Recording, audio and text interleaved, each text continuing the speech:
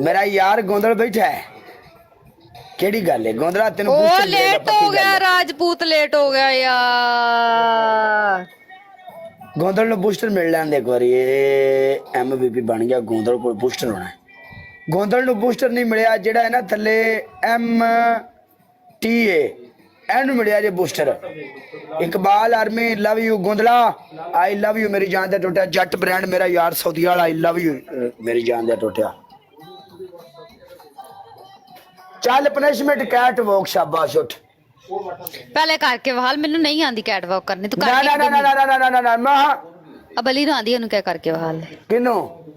बुला यार मेरी गल सुन कैट वॉक किस तरह आंदी मैनू करके वहाओ ना यार मैनू मेरी नहीं गल सुन हां मैं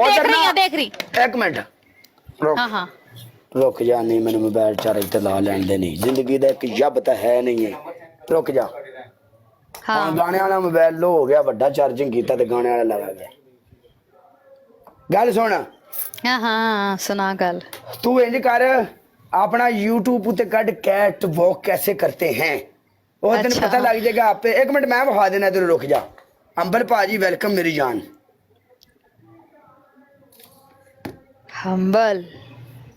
ओए एक दिन ना कोई मेरे ना मैच लान आ गया हंबल दी डीपी लाई हुई काले हंबल दी डीपी लाई हुई मेरे ना किसी ने ला लिया मैच मैं ना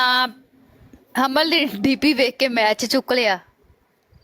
ਉਹ ਬੰਦੇ ਨੂੰ ਡਬਲ ਟੈਪ ਵੀ ਨਾ ਹੋਏ ਕਿਉਂਕਿ ਮੈਂ ਕਿਹੜਾ ਸ਼ਕਲੋਂ ਹੰਬਲ ਵੇਖਿਆ ਹੋਇਆ ਸੀ ਹੁਣ ਤੇ ਤਸਵੀਰ ਲਾਂਦੇ ਜਦੋਂ ਲਾਈਫ ਆਪਣੀ ਔਨ ਕੀਤੀ ਹੋਏ ਜਸਟ ਬੈਠੀ ਹੁੰਦੀ ਵਾਮ ਉਹਨਾਂ ਗੱਲਾਂ ਗੁੱਲਾਂ ਕਰਦਾ ਰਿਹਾ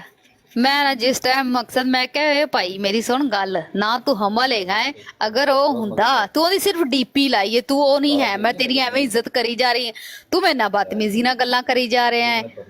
ਤੇ ਚੁੱਪ ਕਰ ਗਿਆ ਤੇ ਮੈਂ ਕਿਹਾ ਇਹਨਾਂ ਦੀਆਂ ਡੀਪੀਆਂ ਵੀ ਲੱਗ ਕੇ ਨਾ ਮਕਸਦ ਵਾਮ ਆ ਰਹੀ